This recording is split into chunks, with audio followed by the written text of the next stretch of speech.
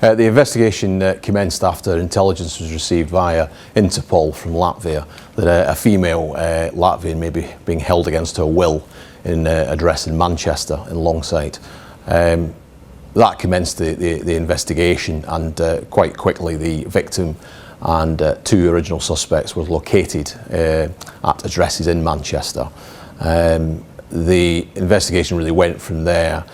Became very complex as more suspects were identified across the UK, including Slough and Birmingham.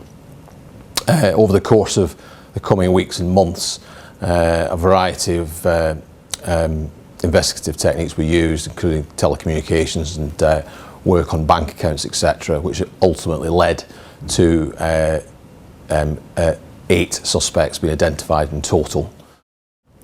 She came to Manchester to an address in Longsight, and she was detained at that address for several months. During that time, she was held against her will. She was unable to leave the address. The doors were locked. Any contact she had with the outside world was totally controlled. She was allowed some contact with her mother back in Latvia, but this again was entirely controlled by those that were keeping her imprisoned. She was ultimately moved to another address in the Longsight area, and that is where she was ultimately recovered by the police. The victim's mother, who resides back in Latvia, became increasingly concerned over a long period of time for the safety of her daughter.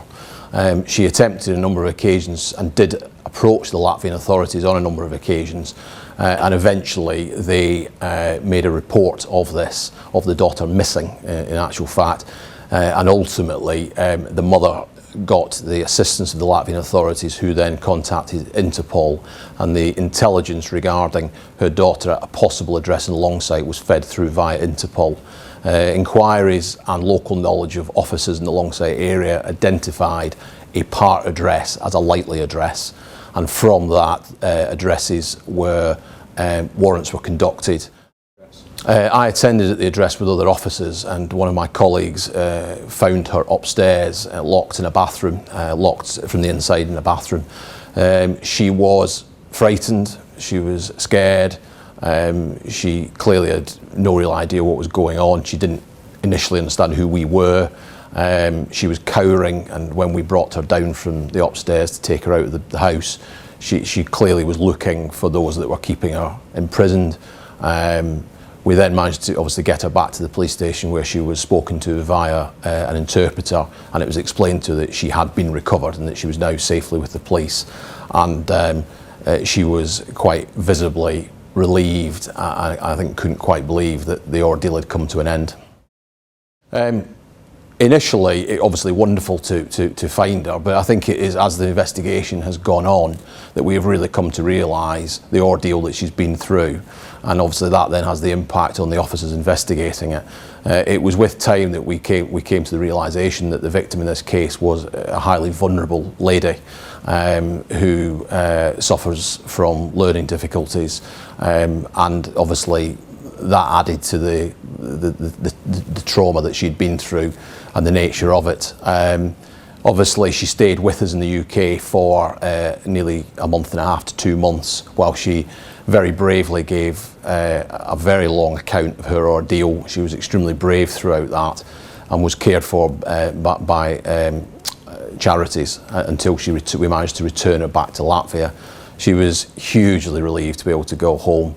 But I have to say that since that time of returning to Latvia, she has returned on a number of occasions to continue to assist the investigation. In many cases that I've dealt with, victims, when they return home, quite understandably want to really put the thing behind them and don't want to continue to assist. She has been quite unique in that sense, that she has been tremendously brave and quite tenacious in assisting the investigation.